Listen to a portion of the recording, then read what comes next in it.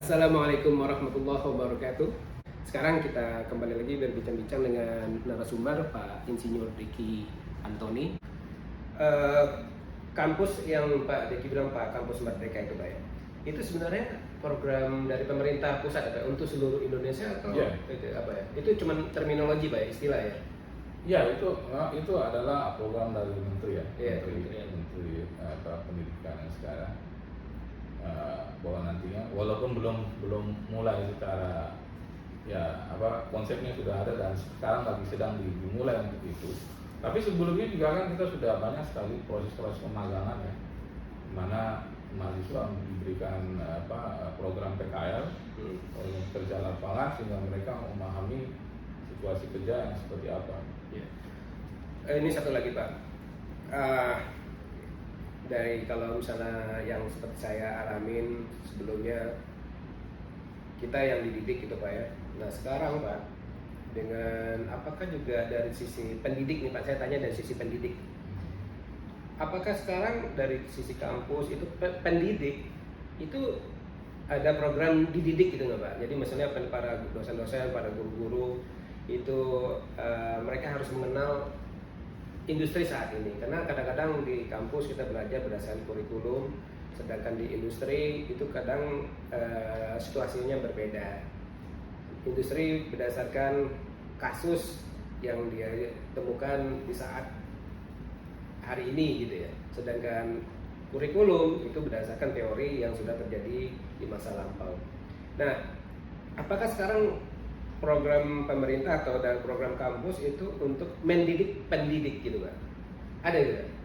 Iya, saya kira ada beberapa kampus yang sudah mapan itu bahkan mensyaratkan bahwa para dosennya itu adalah mereka sudah juga mengenal industri. Yeah. Ya, keuntungan bagi seorang seperti saya yang sudah hampir 30 tahun di industri, terus kemudian saya menjadi pendidik. Jadi saya sudah bisa menggambarkan kepada mahasiswa apa saja yang kira-kira nantinya mereka hadapi di wilayah medan perang mereka. Karena saya sudah dari sana. Ya, itu juga. Tapi memang betul. Jadi sebanyak sekali kampus-kampus yang sekarang ini sudah mulai mensyaratkan para dosen baru, terutama mereka yang langsung S1, S2, S3 ya, turun dulu ke industri, belajar dengan industri, bekerja sama dengan industri, sehingga mereka nantinya mudah untuk berinteraksi dengan mahasiswa. Kalau mahasiswa menanyakan kedepannya saya mau jadi apa, kedepannya seperti apa gitu ya. Betul Pak. Ya karena kita kan dididik di masa lalu, sedangkan industri seperti revolusi 4.0, IT itu kan masa sekarang. Nah jadi kita bagaimana tahu gitu loh, kalau kita para pendidik, kita dididik di masa lalu, sedangkan kebutuhan zaman sekarang udah berbeda ya Pak ya. Oke. Cut nih. Stop. Boleh tahu Pak lebih detail Pak, apa itu Pak Kampus Merdeka Pak? Ya memang ini maksudnya memang sudah menjadi program dan sekarang sedang dalam pelaksanaannya. Jadi Bapak Menteri Bapak Nadiem Makarim itu membuat suatu program seperti ini. Ya jadi sebenarnya agar lebih banyak mahasiswa itu mengetahui kegiatan industri seperti apa, sebagai nanti mereka seperti apa nantinya di dalam dunia kerja ya.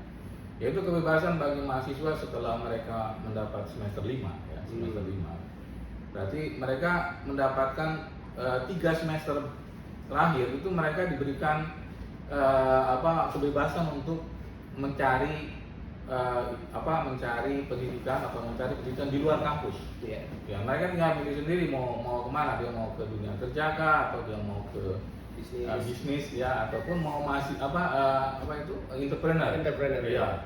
Jadi 3 semester yang selama ini mungkin sekitar 3 bulan ya kalau PKL ya. Jadi dia lebih banyak di sana gitu. Jadi itu yang, tapi memang sekarang para kampus ini sedang menggodok gitu ya, itu programnya seperti apa gitu ya. Tapi tujuannya tadi adalah untuk agar mahasiswa tadi bisa mengenal dunia kerja sedini mungkin.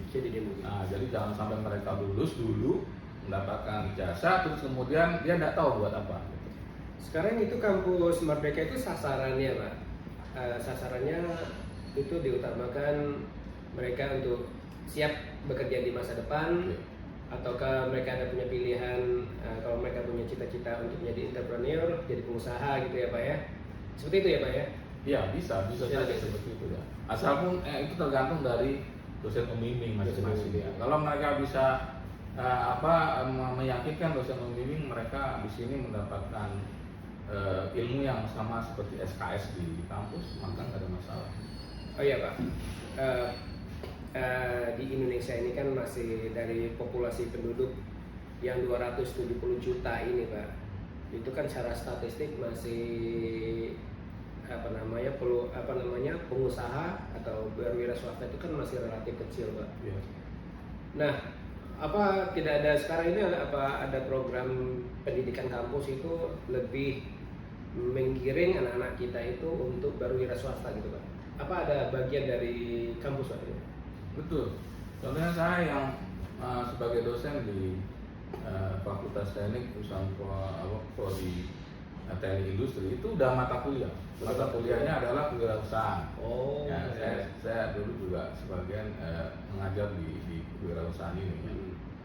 Nah, jadi memang untuk dan juga kemudian di kampus kadang-kadang ada kegiatan kewirausahaan kecil di mana mereka yang sudah punya ide tentang wirausaha mereka bisa display, mereka bisa adakan eksibisi gitu ya. Eksibisi. Nah, ya pameran ya. Nah, seperti itu.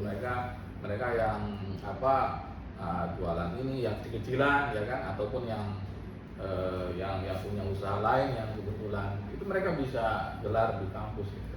Sebenarnya Pak ya, kalau khususnya kita di Batam Pak ya, mungkin ke depannya kampus itu bisa sebagai gateway Pak ya, sarana penyembatan apakah itu kewirausahaan ataukah itu penyerapan tenaga kerja. Jadi kampus sebagai fasilitator anak-anak mahasiswa, mahasiswi dan industri gitu. Misalnya gini Pak, kampus mengadakan kompetisi di bidang misalnya bidang program IT gitu. Terus mengundang beberapa dari industri para pelaku industri, para manajer untuk hadir dalam program itu. Jadi mereka dari orang-orang dari pelaku industri melihat anak ini berpotensi untuk dikerja di tempat saya seperti itu Pak. Sekarang apa ada Pak kampus yang melakukan program seperti itu Pak? Itu bahkan sesuatu yang harusnya mandatori Pak. Jadi kalau sebuah kampus itu akan diakreditasi ya setiap 2-3 tahun sekali ada akreditasi. Salah satu persyaratannya adalah kampus itu sudah mempunyai kerjasama dengan industri. Ada MOU dengan PT yang berada di situ lah. Contohnya dengan PT McDermott atau PT Profab atau SMOE. Itu ada kampus yang bekerja sama.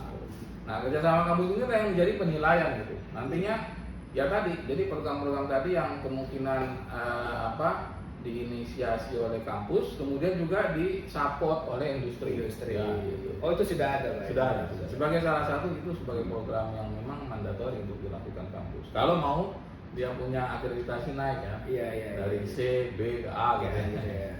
Itu dari kampusnya Pak ya? Iya. Ya pada dasarnya kampus itu sudah cukup Pak ya untuk menyiapkan anak-anak untuk masa depannya Pak ya?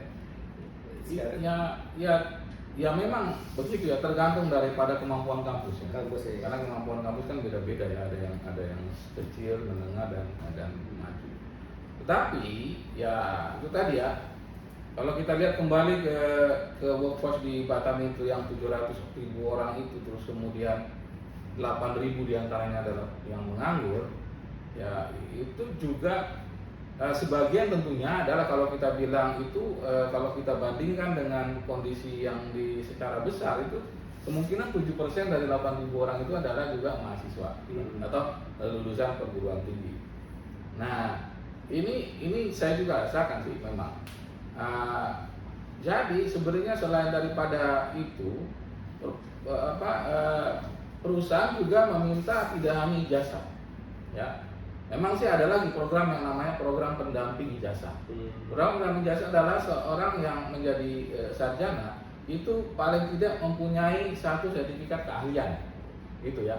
Makanya juga agen kampus juga bekerjasama dengan training fasilitator, ya seperti Sertifikasi. ya. Jadi selain dia dapat sertifikasi sarjananya, dia juga mendapatkan sertifikasi angka 3 misalnya, atau sertifikasi wedding inspector. Ya itu udah dilaksanakan juga. Jadi itu sebagai sertifikat pendamping.